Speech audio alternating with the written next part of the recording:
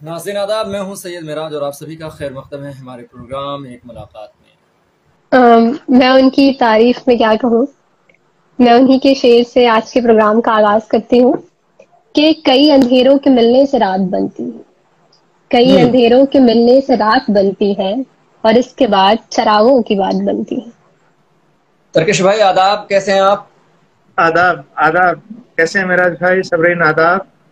अल्हम्दुलिल्लाह। जी आदाब। तरकश भाई, सबसे पहले हमारे पे सर्द उर्दू की जानिब से जो प्रोग्राम हम करते हैं एक मुलाकात में, हम दोनों की तरफ से आपका बहुत बहुत खैर मकदम है और बहुत शुक्रिया कि आपने अपना कीमती वक्त निकाला। शुक्रिया आप दोनों का और सर उर्दू का कि मुझे मौका दिया आपसे बात करने का। मेरा ताल्लुक जहाँ तक है वो सरजमीन पंजाब से, सूबा पंजाब से मैं ताल्लुक रखता हूँ। और एक जिला हमारे यहाँ हुआ करता है फिरोजपुर, जिसकी तकसीम हुई 2011 में, और जो मेरे हिस्से में जो जिला आया वो फाजिल्का है। और ये हिंद पाक बॉर्डर पे स्थित ये जिला है। तो फाजिल्का जिले के एक छोटे से गांव रामपुरा नारायणपुरा में मेरी जी। परवरिश हुई। पैदाइश मेरी वहीं उसी जिले का एक गांव है खैरपुर। तो खैरपुर में मेरी पैदाइश है और नारायणपुरा में मेरी परवरिश है। तो ये तो शुरुआती जो मेरा जो ताल्लुक। पूरे सफर में आपका शायरी की तरफ रुझान कब हुआ? जी, शायरी की तरफ रुझान तो अगर रुझान शब्द की उसकी एटमोलॉजिकल मीनिंग पे जाऊं तो वो एप्टीट्यूड की तरफ मुझे ले जाता है। और एप्टीट्यूड तो जाहिर है कि किसी इंसान में बचपन से ही होता है, पैदाइश के साथ ही होता है।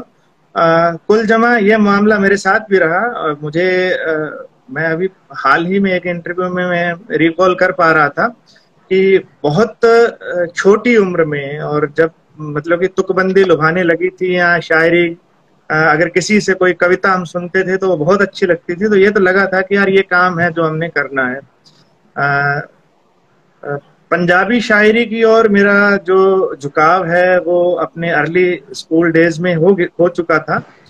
उर्दू शायरी से जो निस्बत है मेरी वो बहुत देरी से बन पाई। और दिल्ली आना उस सफर का एक अहम पड़ाव रहा, जहां दिल्ली आने के बाद मैं जब थिएटर कर रहा था और फिर उर्दू सीखने की तरफ मेरा जो ध्यान गया, जो बचपन की एक इच्छा थी, तो वो खिराज अकीदत के लिए ही मैंने सीखी थी। क्योंकि मेरे नाना जी जो थे वो उर्दू के स्कॉलर थे और 2010 में उनकी डेथ हो गई।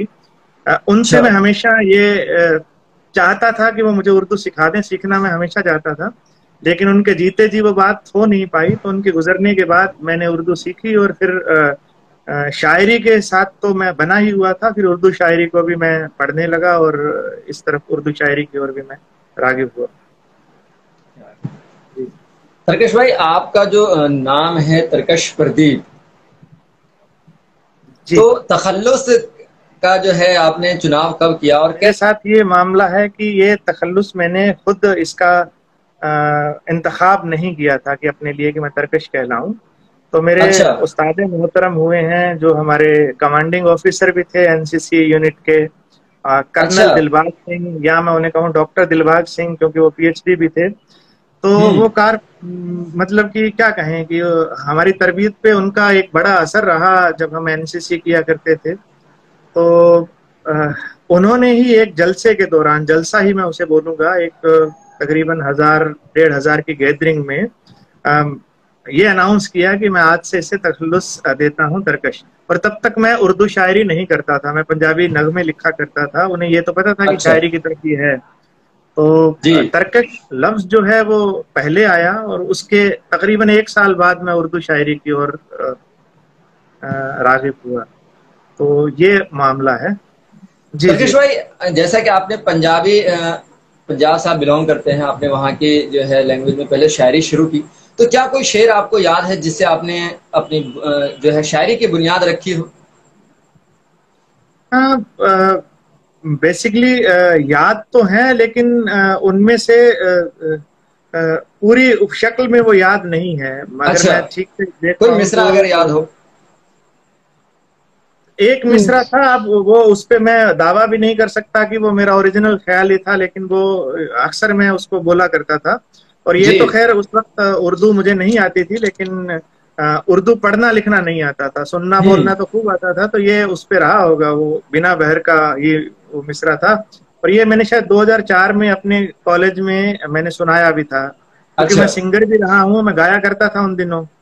तो मैंने कौन सा नगमा गाया था उस दिन, ये पल पल दिल के पास है तुम रहती हो, ये वाला नगमा था। और वहां मैंने ये फिलबदी ये मिसरे कहे थे जो शुरुआत में मैं याद कर पा रहा हूँ कि जी हर वक्त तुम्हें याद करते हैं, तेरी यादें सांसों में समाई है, अब सांस ली है अब तेरी याद आई है। तो वो जो मिसरा सानी है वो जहन के हाँ साथ हाँ। बुना हुआ है, उसकी अच्छा। ओरिजिनल शक्ल तो मुझे याद नहीं आ रही, अब सांस ली है अब तेरी याद आई। क्या तो कहते ये हैं? मिसरा था। तो हम अपने शायरी की तरफ रुझान किया था, तो उस वक्त आपको याद है कि आपने सबसे पहले कौन से शायर को सुना था, या जिसको देखकर आप इंस्पायर हुए हो कि हाँ मुझे शायरी करनी है या इस फील्ड में जाना है? किसी को देखकर ऐसा होता है ना दिल में कि जी हमें ऐसा बनना है, ऐसा। जी। तो मेरे मामले में शिव कुमार बटालवी वो शायर रहे जिनसे शिव इंस्पायर कुमार, हाँ। होकर मैं शायरी के इस मैदान में पांव धरने की हिमाकत कर पाया। तो शिव कुमार बटालवी बर्रे सगीर के और पंजाबी जबान के वो बड़े शायर हैं। और मैं अगर कहूँ कि अगर उनका तर्जुमा हो जाता, जो कि पॉसिबल नहीं हो पाया, क्योंकि बाकी जो उनके, मैं अक्सर ये बात कोट करता रहता हूँ कि जो उनके हमअस्र थे जी उन्होंने छंद मुक्त लिखा, बिना बहर के लिखा, और जिसको हम क्या कहेंगे कि आजाद नज़में लिखी। उनका जी तर्जुमा दीगर जबानों में होता रहा, दूसरी जबानों में होता रहा, और वो चाहे अमृता प्रीतम रही हो, अवतार सिंह संधू पाश रहे हो, उनका खूब तराजिम उनके हुए और वो दूसरी जबानों में भी जाने गए। शिव कुमार के साथ ये नहीं हो पाया, क्योंकि उन्होंने एक भी मिसरा बिना बहर के नहीं लिखा था, और वो तर्जुमा करना बड़ा भारी पड़ता था लोगों पे। तो ये जो उनकी सबसे बड़ी पावर थी वही इस मामले में हिंड्रेंस बनी। और लेकिन हाँ, ये जरूर है कि मेरे लिए शिव कुमार बटालवी ने वो जरूरी खाद पानी मुहैया करवा दी थी, जो मुझे लगता था कि, और ये भी उनकी शायरी को पढ़ते हुए ये भी ख्याल आया कि यार अब इतना वो लिख चुके हैं, अब मैं क्या लिखूंगा। मैंने जो 2-4 गीत लिखे होंगे उस वक्त पंजाबी के, तो वो मैं अपने कॉलेज में ही सुनाया करता था। ये इरादा एक वक्त आया था कि मैंने कुछ नगमे लिख लिए और फिर उनको किताब की शक्ल में लाने का इरादा किया, और वो आखिरी स्टेज तक पहुंच चुकी थी किताब। तब तक मैं वो जो अपना मसौदा था उस पे नजर सानी मेरी ओर से हुई, और मैंने उसी वक्त फैसला किया कि इस किताब को मंजर आम पर नहीं आने की जरूरत, और ये नहीं आएगी। तो वो फैसला मैं उस वक्त ले पाया। हालांकि वो रिश्ता खराब हुआ, जो किताब शाया कर रहे थे वो बड़ी अजीम शख्सियत थे पंजाबी में, उनसे मैं कभी बात भी नहीं कर पाया उसके बाद में। लेकिन शिव को पढ़ते हुए मुझे ये भी लग चुका था कि अब पंजाबी में और कुछ लिखा नहीं जा सकता। अच्छा। जो लिखना था उन्होंने लिख दिया है, ऐसा लगा। और हम तो बड़ी बचकाना हरकतें कर रहे हैं। ये मामला उर्दू में भी है, जब उस्ताद शोरा को हम पढ़ते हैं, लेकिन ये लग्जरी तो हमें शायरी देती ही है कि चलिए छोटे छोटे कदम आप बढ़ाइए, क्या पता किसी दिन कोई शेर हो ही जाए।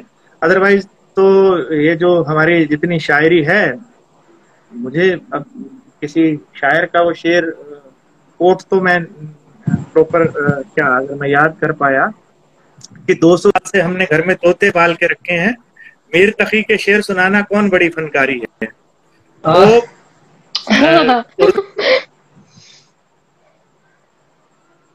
अब ऐसी कौन सी बात आप लेके आएंगे जो मीर ने नहीं कही हो, है ना। तो तोतों की तरह हम चीजों को दोहराए जा रहे हैं, लेकिन एक गुंजाइश रहती है। और जब तक नहीं पढ़ा था उर्दू कलाम, उर्दू शोरा को नहीं पढ़ा था, तब तक मैं इस अकीदे में इस अकीदे से इत्तेफाक रखता था कि नहीं, अब तुम्हें कहने की जरूरत नहीं है। लेकिन जैसे जैसे पढ़ते गए तो आप वो गुंजाइशें निकालते रहे कि हाँ यार ये बात तो कही जा सकती है, या इस बात को इस तरीके से भी कहा जा सकता है।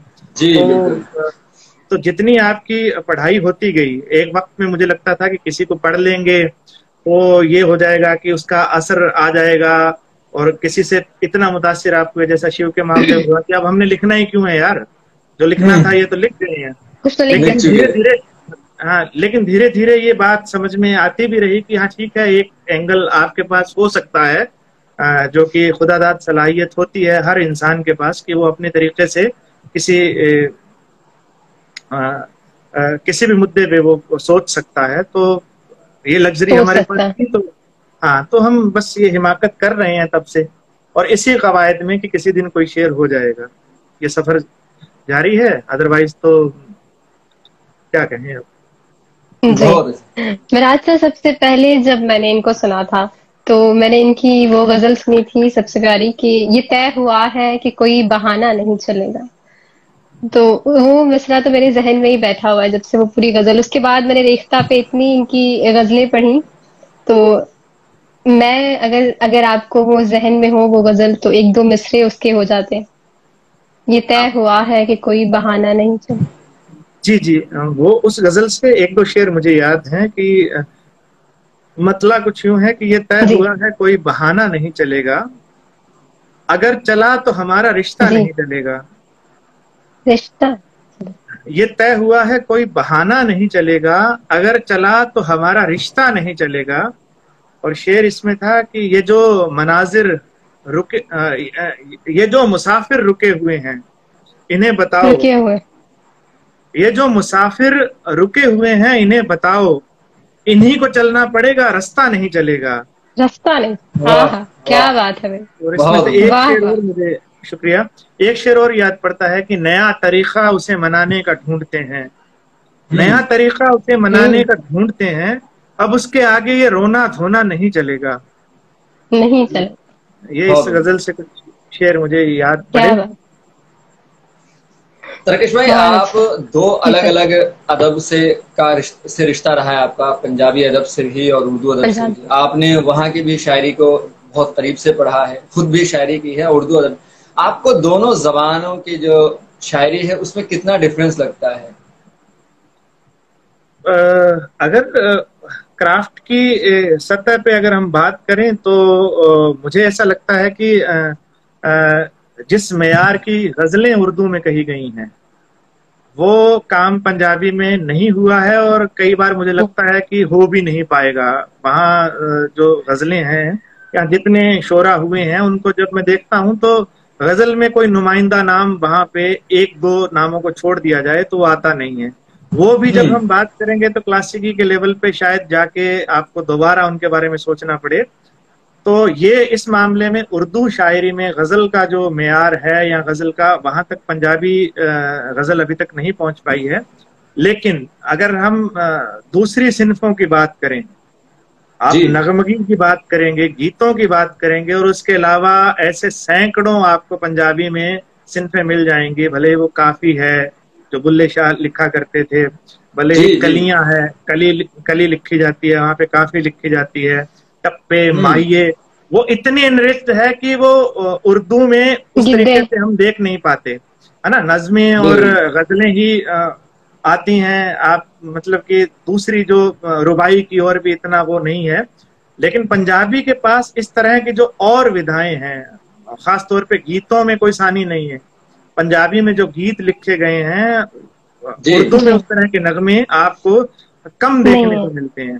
तो मुझसे एक इंटरव्यू में सवाल पूछा गया था, इंटरव्यू ये वाला अदबी इंटरव्यू नहीं, हमारा एक प्रोफेशनल इंटरव्यू था। जब मैं असिस्टेंट प्रोफेसर के लिए मैं इंटरव्यू पैनल के बैठा था तो उन्हें जबानों के बारे में थोड़ा बहुत पता चला मेरे बारे में कि ये इस तरीके से करते हैं। तो उन्होंने सवाल पूछा था कि आपको सबसे मीठी जबान कौन सी लगती है?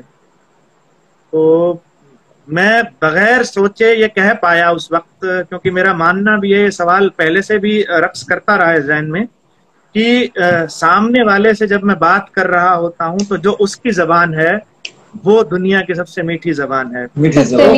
क्या बात है।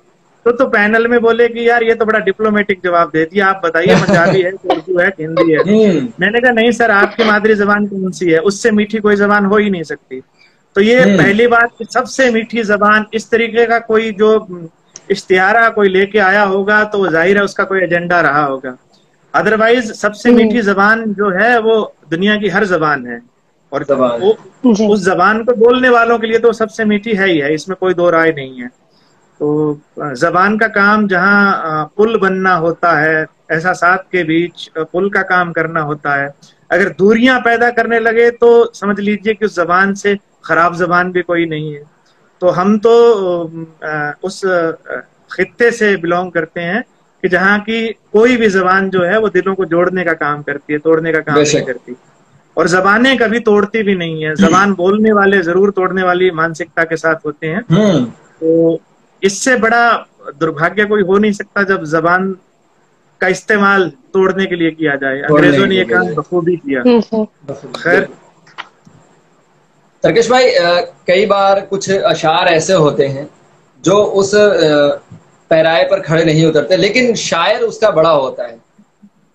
जी जी। शायर बड़ा होने की वजह से उस शेर को लोग कबूल कर लेते हैं। और कई बार शायरी बहुत अच्छे लेवल की होती है और शायर उस लेवल का नहीं होता और उस शेर को लोग दरकिनार कर देते हैं। इस बात से आप कितना इत्तेफाक रखते हैं कि शेर शायर से बड़ा होता है या शायर शेर से बड़ा होता है? तो ये तय करने के लिए तो मैं अपने आप को बहुत हकीर और बहुत छोटा पाता हूँ। इस मामले में मैं अपनी राय रख पाऊँ और वो राय मुस्तनद हो, ये तो गनीमत की बात होगी। बहरहाल मैं ये जरूर कह सकता हूँ कि इसमें इंडिविजुअलिटी का बड़ा खेल है। किस वक्त कौन सा शेर किसको बड़ा शेर लगेगा ये हम पहले से तय नहीं कर सकते। जाहिर है कि मैं किसी शेर का हवाला यहाँ पे दे रहा हूँ और आप उस वक्त उस जज्बे से इत्तेफाक नहीं रख रहे होंगे तो आपको वो साधारण शेर ही लगेगा, है ना। जो एक बिल्कुल वो एक मुझे मुहावरा नुमा वो जुमला याद आ रहा है, जिस तन लागे सो तन जाने। अच्छा, शायरी काम कहाँ करती है, कहाँ शेर कोई अच्छा लगता है? असल में शायरी अगर आप देखेंगे जो तरक्की पसंद तहरीक रही, जो पॉलिटिकल सुर लिए हुए है या बगावती सुर लिए हुए हैं, वो शायरी अपना अहद गंवा देती है। एक वक्त के बाद वो ऐसा लगने लगता है कि अब उसका नाम लेवा कोई नहीं बचा है। और ये हमने देखा है, रिसेंटली देखा है। और जब फिर ऐसी हालात कभी बनते हैं तो वही शेर, वही गजलें, वही नज़में फिर से जिंदा हो जाती हैं मानो। तो कहने का मतलब क्या है कि जब वैसा कुछ आपके साथ घट रहा हो तो शेर में है, तब वो आपको मुफीद लगता है, तब वो आपको अच्छा लगता है। अब क्लासिकी जो है शायरी की, जो क्लासिकी यहाँ जिसको हम क्या कहें कि क्यों मीर आज भी हमें अपने लगते हैं और क्यों मीर समय के साथ भी, या गालिब की बात कर लीजिए या कोई भी क्लासिक शायर है, वो क्यों ऐसा नहीं लगता कि आउटडेटेड हो गया है। उसकी सिंपल सी बात यह है कि जो कोर ह्यूमन जो जज्बे हैं, जो एहसासात हैं, उनकी बात जब आप करोगे ना तो आप ये जो जिनसे जो इख्तलाफ हैं या जो खित्ते से जुड़े हुए हमारे जो आग्रह हैं, वो सब उसमें बेमानी हो जाते हैं। फिर वो इंसान कहीं का हो, वो गोरा हो, काला हो, औरत हो, मर्द हो, बच्चा हो, बूढ़ा हो, वो तमाम उन जज्बों के साथ इनबिल्ट उसके अंदर पैदा हुए हैं। जो मैं समझ पाया हूँ कि आप देख लीजिए कि इस दुनिया का कोई भी इंसान, चाहे वो 1000 साल पहले का हो या 1000 साल बाद का भी होगा, वो अपनी डिग्निटी के साथ खिलवाड़ पसंद नहीं करता। उसे सम्मान, जिसको आत्म सम्मान जिसको बोलते हैं, वो बड़ा प्रिय है। और कोई ऐसी बात उस वक्त के शोरा ने कही है तो जाहिर है आज भी वो मुझे अपनी ही बात लगेगी। इसी तरह से जो तमाम दूसरे जज्बे हैं, दीगर जज्बे हैं, हर इंसान में वही जज्बे हैं। आप खुश होना चाहते हैं, सबसे पहली बात ये, पहला जो ह्यूमन वैल्यू है वो हैप्पीनेस है, जो मैं सीख पाया हूँ अपनी इस अदबी सफर के दौरान। तो हर इंसान खुश होना चाहता है और जब उसे खुशी नहीं मिलती है तो वो दुखी होता है। दुख को इस तरीके से भी डिफाइन किया जा सकता है कि खुशी की एब्सेंस है। तो ये हर इंसान के साथ होता है। कोई भी काम इंसान करता है, वो तवज्जो पाना चाहता है, तो सारे मामले वो या तो सम्मान के साथ जुड़े हुए हैं या फिर हैप्पीनेस के साथ जुड़े हुए हैं। और उनकी एब्सेंस में इंसान जो दूसरे जो नेगेटिव इमोशंस हैं उनका शिकार होता है। तो जब जब हमें वो नहीं मिलेंगे तो हम एक सतह पे वहां पे होते ही हैं। और अगर किसी शायर ने अगर कोई नाकामी में डूबा हुआ शेर लिखा है और किसी नाकाम इंसान के लिए वो सनद बन जाता है, तो ये वही वाला मामला है। तो शेर कौन सा बड़ा है, कौन सा छोटा है ना, इसके बारे में हम तय कर भी लेंगे, लेकिन हमारे आने वाली पीढ़ियां हैं उस चीज को ठुकरा देंगी, वो खुद तय करेंगी अपने हालात के मद्देनजर। तो हाँ, इससे मैं इत्तेफाक जरूर रखता हूँ कि हर इंसान में सलाहियत है, तो कोई ना कोई ऐसा कलाम जो टाइमलेस हो जाता है, जो कि हर वक्त के इंसान की नब्ज को पकड़ता हुआ कोई शेर अगर एक साधारण कहे जाने वाला शायर भी कह देता है तो वो अमर हो जाता है। और कोई ऐसा बड़ा शायर जिससे हमारी तवक्को ये हो जाती है कि वो अब ऐसे ही शेर कहेगा, वो भी हो सकता है कि किसी वक्त में जो उस वक्त की जो उसकी कैफियत है उसको वो कागज पे ले आए, है ना। तो पुराने वक्तों में तो ये लग्जरी रही है। अब गालिब जब वो कहते हैं कि शेरों के इंतखाब ने रुस्वा किया मुझे, तो वो लग्जरी उस वक्त तक तो थी, चाहे मुशायरे बहुत ज्यादा नहीं होते थे, पढ़े लिखे लोग बहुत नहीं थे, और दीवान बहुत कम छपा करते थे, और मंजरे आम पर आने में वक्त लग जाता था। तो तब ये लग्जरी थी कि आप बहुत कुछ चीज जो है अपनी वो साफ कर दो, कूड़ा करकट साफ कर दो, क्योंकि आप अपने आप को अपडेट करते हैं। आज के वक्त में मेरे साथ मुश्किल है ना। तरकश प्रदीप ने 2013-14 में जो चीजें फेसबुक पे डायरेक्ट लिखी दी हैं, आज मैं उनको वापस ले नहीं पाऊंगा। ये टेक्नोलॉजी का एक बड़ा वो इफेक्ट है। तो मैंने भी कुछ ऐसा कह दिया होगा जिससे आज मैं बिल्कुल इत्तेफाक नहीं रखता, लेकिन अब मेरे पास ये है कि मैं जो किताब ले आया, ये किताब है, इसमें तो उसको नहीं रखा, लेकिन वो मेरे नाम पे कहीं ना कहीं तो बज ही रहा होगा, जिसको पढ़ के कोई सिर धुनेगा, यार ये क्या आदमी है, इसने क्या लिख दिया है। तो ये वाला मामला है। तो हर शायर अपनी तरफ से कोशिश करता है, और किसी किसी ने नब्ज पकड़ ली होती है उस दौरे हाजिर की ही नहीं, वो तमाम दौर की नब्ज पकड़े रखता है। वो उस क्लासिक जो कोर पे उसकी पकड़ होती है, तो वो हमेशा टाइमलेस ही होती है उसकी शायरी। बिल्कुल जी। वैसे सर, शायर के बारे में कहा जाता है कि अगर कोई शायरी कर रहा है तो वो किसी दर्द से गुजर रहा होगा, तभी उस कैफियत में उसने वो शेर लिखा होगा, और या फिर उस पर वो बीती होगी तभी उसने ये शेर कहा होगा, या कोई शायरा ऐसा कह रही है। तो इस बात से आप कितना इत्तेफाक रखते हैं कि ये कहाँ तक सच है कि ऐसा होता है?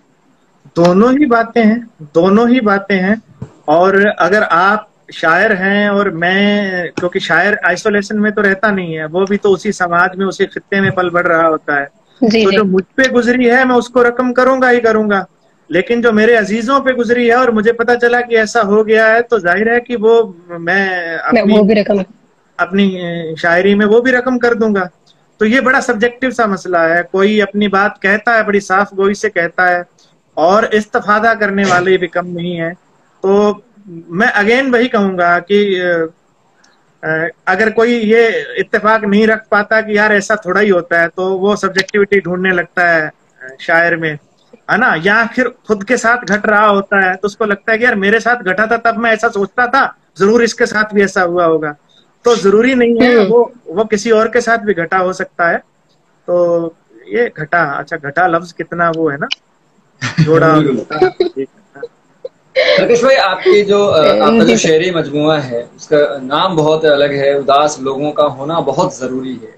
होना बहुत जरूरी, मतलब इसके जो मतलब लाइन है, एक तरफ लोग कहते हैं कि इंसान का खुश होना बहुत जरूरी है, हमेशा खुश खुर्रम होना चाहिए, और आपका जो शेरी मजमुआ उसका टाइटल है कि उदास लोगों का होना बहुत जरूरी। ऐसा टाइटल क्या सोचा था? अच्छा, इसमें मतलब यूनिक है, कुछ यूनिक है। अच्छा देखिए, मैं आपको इसका थोड़ा सा बैकग्राउंड बता देता हूँ। जो दोस्त सुन रहे हैं उन्होंने शायद अभी हालिया इंटरव्यू में भी मैंने जिक्र किया था। मैं 2017-18 से जो मेरा काम था प्रोफेशनली, जहां मैं काम कर रहा था, वो दिल्ली गवर्नमेंट का या एजुकेशन डिपार्टमेंट का एक बड़ा महत्वाकांक्षी प्रोजेक्ट था। आपने नाम सुना होगा, हैप्पीनेस करिकुलम। जी। तो हैप्पीनेस करिकुलम जिसको हमने गवर्नमेंट स्कूल्स में लॉन्च किया है, उसको एंडोर्स कर रहे हैं। 2018 में वो लॉन्च हो गया था। मैं उसकी कोर कमेटी का मेंबर था, जो कि हैप्पीनेस पे ही बात करती है। और अभी जो मैंने बात की थी कि हर इंसान खुश होना चाहता है, वो नताइज उसी काम करने के दौरान ही हम इसको कह पाए इन जनरल, है ना। तो आप खुद से अगर मेरे इस जुमले से इत्तेफाक ना रखते हो तो खुद से पूछ के देख लीजिएगा कि आप खुश होना चाहते हैं या उदास होना चाहते हैं। तो बेसिकली कोर इंसान का खुश होना ही है, वो खुश होना ही चाहता है ना। जो मुख्य भाव है वो खुशी है, और भाव के अभाव को, यानी कि खुशी की एब्सेंस में उदासी आती है। तो मैं पाइनियर था, हैप्पीनेस करिकुलम का पाइनियर। मैं क्या कहा, ये तो अजीब सा शब्द इस्तेमाल कर लिया। मैं उसका एक छोटा सा पार्ट था कि जो ये बात कर रही है कि हैप्पीनेस करिकुलम और बच्चों से हम बात करेंगे खुशी के बारे में, और आपकी किताब आ जाती है मंजर आम पर उदास लोगों का होना बहुत जरूरी है। तो ये बड़ा कंट्राडिक्टरी है अपने आप में। तो इसमें भी मैंने अपना कोई इसमें दखल नहीं दिया, है ना। अच्छा। मैंने ये बताया भी है और अब फिर से बता रहा हूँ कि ये किताब जब रेख्ता से पब्लिश हुई थी, और फरत दद्दा जो फरत एहसास दौरे हाजिर के, मैं क्या कहूँ कि सबसे बड़े शायर हैं, तो जी। उनके कहने पे ही तो ये किताब आ पाई, वरना मैं तो इस मामले में अभी भी वो लगता था, मुझे लगता था, उनसे जब बात हुई उन्होंने कहा कि भाई आपकी अपना मसौदा दीजिए, हम छापेंगे इसे रेख्ता की ओर से। तो मैंने कहा दादा मुझे नहीं लगता कि मेरी गजलें छपने लायक हैं। तो वो एकदम से फट पड़े, अरे भाई तुम कौन होते हो ये फैसला करने वाले कि तुम्हारी अच्छा। गजलें किस लायक हैं। तो मैंने कहा ठीक है दादा। तो अब नाम वाला भी हमने अपनी तरफ से, मैंने और एक दो दोस्त हमारे शायर दोस्त थे, मिलके कुछ नाम तय किए कि इस किताब का क्या क्या नाम हो सकते हैं, और वो किताब के मिसरों से ही थे, जाहिर है कि गजलों के मिसरों से ही थे। जी। तो फरत दद्दा को भेजे कि दादा हमने ये नाम सोचे हैं। उन्होंने कहा हाँ ठीक है देखते हैं। पर फिर एक दिन रेख्ता से कॉल आती है कि फरत साहब ने आपके नाम का टाइटल फाइनल कर दिया, और ये वो टाइटल है, अच्छा। उदास लोगों का होना बहुत जरूरी है। क्या बात। तो ये भी जाहिर है कि मेरी ही गजल, मेरे ही किसी शेर का मिसरा है। उन्होंने मेरी ही उसको जब पेश लफ्ज लिख रहे थे इसके लिए, वो उन्होंने ही ये कर्म भी मुझ पे किया कि मेरी किताब पे लिखना भी उन्होंने स्वीकार किया। तो उन्होंने कहा कि ये इसका नाम होगा। तो इसको ठुकराने का तो सवाल बनता ही नहीं था कि उनकी तरफ से आया था। तो मेरी टीम के साथी बोले कि यार ये क्या है, मतलब कि तुम हैप्पीनेस वाले हो कि, और तुम कहते हो कि उदास लोगों का होना बहुत जरूरी है। तो मैंने कहा कि भैया शायरी जो है वो स्पष्ट बात तो कहती नहीं है, एम्बिग्यूटी की लग्जरी है हमें। तो आप इसके जो सतही मानी है उन पे क्यों जाते हैं। अगर पूरा शेर आप सुनेंगे तो इसके एम्बिग्यूटी को और ज्यादा देख पाएंगे। पूरा शेर कुछ यूं है कि उदास लोग समझते नहीं है क्यों ये बात, उदास लोग समझते नहीं है क्यों ये बात, उदास लोगों का होना बहुत जरूरी है। तो मैंने कहा कि अब इसमें जो लफ्ज है होना, आप उसी पे गौर कर लीजिए, बाकी चीजों को भूल जाइए, है ना। मैं कह रहा हूं कि उदास लोगों का होना बहुत जरूरी है। कई बार ऐसा होता है कि होते ही नहीं वो लोग, अपनी एग्जिस्टेंस पे ही प्रश्न चिन्ह लगा देते हैं। तो आप इस नजरिए से भी सोच लीजिए। तो फिर मुझे लगा कि यार शायर भी कितना मक्कार होता है। हालांकि मैंने किसी और एंगल से इसको कहा था, लेकिन जस्टिफाई करने के लिए मैं ये नुक्ता भी निकाल लाया और उनको कहा कि यार इस पे होना पे आप गौर कीजिए। तो ये तो है, ये तय भी कारी ही करेगा कि इस शेर से, इस मिसरे से वो क्या मतलब निकालना चाहता है। लेकिन हाँ ये जरूर है कि मैंने कभी होने पे एक शेर और कहा था कि लोग इस हाल में होते हैं तो होते ही नहीं, अपना इस हाल में होना भी गनीमत जानो। तो ये वही वाला मामला है, होने की जो गनीमत है इसी का सारा खेल है ना। न था कुछ तो खैर उस पे क्या कहें अब। हाँ है ना। कुछ सवाल जी कुछ सवाल शायरी के हवाले से मैं करना चाहूंगी, जो रेगुलर हमारे जो है कमेंट सेक्शन में आते रहते हैं कि हम गजल तो कह लेते हैं या नज्म तो कह लेते हैं, लेकिन बहर और वजन में हमें बहुत प्रॉब्लम होती है, हम उसको कहाँ से सीखें, कैसे सीखें। तो इन लोगों को आप क्या कहना चाहेंगे कि कहाँ से उनको सीखना चाहिए, क्या उनको पढ़ना चाहिए। जी। तो अगेन इसमें बड़ा सब्जेक्टिविटी वाला मामला ही है। हर इंसान की अपनी रफ्तार होती है चीजों को देखने की, और सीखने को लेकर एक थ्योरी है जिसके बारे में मैं बड़े हक से कह सकता हूँ और इत्तेफाक भी रखता हूँ। लर्निंग कब होती है? लर्निंग तभी होती है जब वो किसी भी चीज को सीखने की जो इच्छा है उसकी इंटेंसिटी इतनी हो जाए कि अब इसके बिना काम चलेगा नहीं। इसको अगर हिंदी में लफ्ज जो मेरे पास आ रहा है उसको बोलते हैं हम तीव्र इच्छा। इच्छा के भी आप जो हमारी डिजायर है, जो हमारी आरजू है, तमन्ना है, उसके भी आप लेवल्स देख लीजिए, आप पाएंगे कई बार होता है कि यार मैं चाहता तो हूं ऐसा हो जाए, लेकिन उसके लिए मैं कोई एफर्ट नहीं करता, क्योंकि वो चाहने का वो बड़ा सरफेशियल लेवल पे चाह रहा हूं मैं किसी चीज को, है ना। जब वो मेरी डायर नीड बन जाती है, जब मुझे लग जाता है कि यार अब इसके बिना काम नहीं चलेगा, आपको लगता है कि यार क्या है, बिना बहर के भी तो मैं कह ही रहा हूँ, इस तरह के एक्सक्यूजेज आप अपने आप को देते आ रहे हैं और आपको मिल भी जाते हैं दूसरे से, यार यार बहर से कुछ नहीं होता, तो आप इस तरफ आएंगे ही नहीं। जब आप पूरी तरह से इस ख्याल से इत्तेफाक रखने लगेंगे कि नहीं भाई मुझे सीखना ही है, उस वक्त कोई हिंड्रेंस, कोई बाधा आपको रोक नहीं पाएगी। उस वक्त आपके पास तमाम, आप अपने वक्तों को याद कर लीजिए, मैं अपने वक्त को याद करता हूँ, ये इंटरनेट की ये फैसिलिटीज हमें नहीं थी जब हमने सीखा, इस तरीके से ये चीजें मुहैया नहीं थी।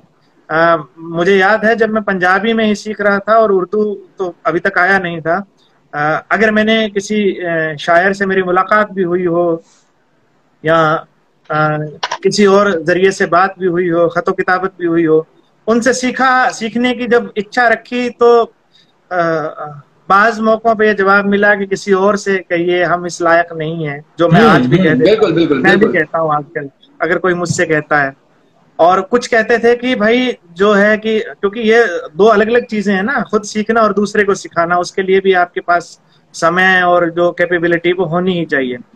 किसी का आप टाइम खराब कर दो तो उससे बड़ा तो कुछ हो नहीं सकता। तो उनका आज भी मैं मतलब कि आदर करता हूँ कि उन्होंने बड़ा क्लियरली कहा कि हमारे पास वक्त नहीं है, आप किसी और से सीखिए। लेकिन कोई और भी जाके वो कह देता था कि नहीं भाई अभी मतलब कि क्या करोगे सीख के, और हमारे पास जवाब नहीं होता था। तब लगता था कि चलो यार लिख ही रहे हैं, गीत का क्या है मामला, आप गा रहे हैं, गुनगुना रहे हैं, साथ के साथ चल जाता है, आप गीतों से काम चला रहे थे। लेकिन यही मामला है कि जब आपने तय कर लिया कि यार अब मुझे सीखना है, तो अब तो इंटरनेट पे और किताबें इतनी मुहैया है, अमेज़न से आप ऑर्डर कीजिए, जो तमाम बहरें सिखाने वाली किताबें हैं वो मिल जाएंगी। आप अप्रोच करते हैं, तमाम ऐसे दोस्त हैं हमारे, अभी राहुल झा हैं जो रेख्ता बुक्स में काम कर रहे हैं, और उन्होंने अपनी तरफ से ये कोशिश कर रखी है कि वो सिखा रहे हैं दोस्तों को। और भी तमाम दोस्त हैं हमारे, आपको तो पता है इस वक्त जो कोर्सेज पैसों के साथ और पैसों के बिना इस तरह के कर रहे हैं। तो ये जो कोशिशें हैं ये होती रहती हैं, तो उस वक्त आपको कोई ना कोई रास्ता मिल ही जाएगा। और हम तो हैं ही, अगर कोई ऐसा साथी चाहता है तो कोई रास्ता हमारे पास होगा तो हम उसे सुझाएंगे। बस यही है, अपने मन को पक्का करो, ये ना हो कि बाद में आप कहो कि यार नहीं नहीं चलो आज तो मुझे काम कोई और करना है, चलो इसको बाद में देख लूंगा। आपने सीखा और उसको प्रैक्टिस किया, ये दो अलग अलग चीजें हैं, है ना। और ये मैं दावा करता हूं कि जिस वक्त उस इंटेंसिटी आपके पास आ जाएगी सीखने की इच्छा की, जो आपकी जो चाहत है वो इतनी बलवती हो जाएगी, बलवती लफ्ज अगेन क्या कहेंगे इसको, इतनी स्ट्रांग हो जाएगी, उस वक्त आपको कोई रोक ही नहीं पाएगा। कोई आके कहेगा ना, मम्मी कहेगी, पापा कहेगी बेटा तू ये मत सीख, कोई फर्क नहीं पड़ने वाला, आप सीख जाएंगे। और सीख जाएंगे। और बाकी सीखने का ये जो अमल है वो तो चल ही रहा है भाई। आज के सेशन में मैं कितनी बातें सीख रहा हूँ ये मुझे ही पता है, आपको भी पता है, तो ये चलता ही रहेगा। फिर एक बार आप पटरी पे जब आ गए तो फिर चलती रहेगी, गाड़ी डिरेल भी होगी रास्ते में, लेकिन आपकी जो इच्छा है मंजिल तक पहुंचने की, जो आरजू है, वो आपको फिर से पटरी पे ले आएगी। तो ये वो वाला मामला है। अच्छा सर, जो नए लिखने वाले हैं उनको आप अपना क्या सजेशन देना चाहेंगे, जो इस फील्ड में कदम रखने वाले हैं, उनको क्या कुछ बातें अपने दिमाग में रखनी चाहिए शायरी के फील्ड में कदम रखने से पहले? पहले तो वो इस बात को तय कर लें कि वो शायरी से चाहते क्या हैं। तो इससे तो खैर आप भी बहुत ज्यादा इत्तेफाक नहीं रखेंगे, क्योंकि शायरों की इमेज तो ऐसी है नहीं कि लोग उनके जैसे बनना चाहें। लेकिन फिर भी लगता है कि यार जॉन एलिया बन ही जाऊं, मैं बर्बाद हो ही जाऊं। तो एक तो ये ऊपर वाला मामला हो सकता है कि इंटरनेट पे मशहूर हो जाऊं, मुशायरे मिल जाएं, ये वाला हो जाए। और एक मैं शायरी में कुछ करूं, ये दो अलग अलग चीजें हैं। मैंने बाज मौकों पे इस बात को कहा है कि मुझ जैसे जो लोग हैं, मैं अपने आप को उन लोगों में शामिल करता हूं। हम काम कर रहे हैं, आप सदर बाजार में जाते हैं, चांदनी चौक बाजार में गए हैं, वहां पे कपड़ों की दुकानें हैं और दुकानों के बाहर कुछ लोग आवाज लगा रहे हैं कि आ जाइए जी, आ जाइए, इधर कुछ है। तो हम सब लोग जो हैं, हम जो तमाम जो शोरा, जो पॉपुलर शोरा जिनको आप कह लीजिए, वो वही काम कर रहे हैं कि यार शायरी कोई चीज है, आ जाओ। अब आने वाले की किस्मत की हमारी लच्छेदार बातों से घूम फिर के यहीं से धोखा खा के चले जाएं, या अंदर वो दुकान में चले जाएं और वहां पे मसनद पे मीर साहब बैठे हैं, उनसे भी जाके मिल लें कि भाई ये मामला क्या है। तो ये किसके पास कितना वक्त है, कौन क्या करना चाहता है, वो खुद तय करेगा। तो ये भी मकसद हो सकता है। मैं इसमें भी आपको पूरी तरह से कामयाब होने की मैं दुआ करता हूँ, आप कामयाब हो जाइएगा। लेकिन पॉपुलर होना और शायर होना दो अलग अलग चीजें हैं। सॉरी, मैं पॉपुलर मेरिटी के बारे में नहीं कह रहा हूँ, माफी मांग लेता हूँ। तो ये अलग अलग अलग अलग ही किस्सा हो गया है ना। तो आप जैसा चाहते हैं वैसा कर ही लेते हैं। अगेन मैं कहूंगा, किसी को प्रसिद्ध होने की चाह रखना भी बुरी बात नहीं है, लेकिन शायरी जो स्टेज पे दिखता है वो है नहीं असल में, जो मेरा मानना है। मैंने एक दो बार पहले भी ये बात कही थी, दोहरा देता हूँ कि मैंने क्या सीखा मुशायरे में जाके। मैंने देखा कि यार पोइट्री तो वहां मतलब कि किसी कोने में पड़ी हुई है। या तो थिएटर चल रहा है वहां पे, है ना, नाटक हो रहे हैं। जैसे जॉन एलिया थिएटर के बड़े आर्टिस्ट थे और उन्हें पता था कि ऑडियंस को कैसे लुभाना है, तो वो काम कर लें हम जाके। बाद में तो चाहे कैफियत का भी मामला रहा हो, लेकिन जिसको थिएटर की समझ होती है, बड़े बड़े नाम आप ले लीजिए, देख लेंगे वो स्टेज पे जाके क्या कहते हैं, स्टेज लूटने का काम करते हैं। और माशाल्लाह जिनका गला अच्छा होता है वो जाके वहां पे अपने गायकी का प्रदर्शन कर रहे होते हैं।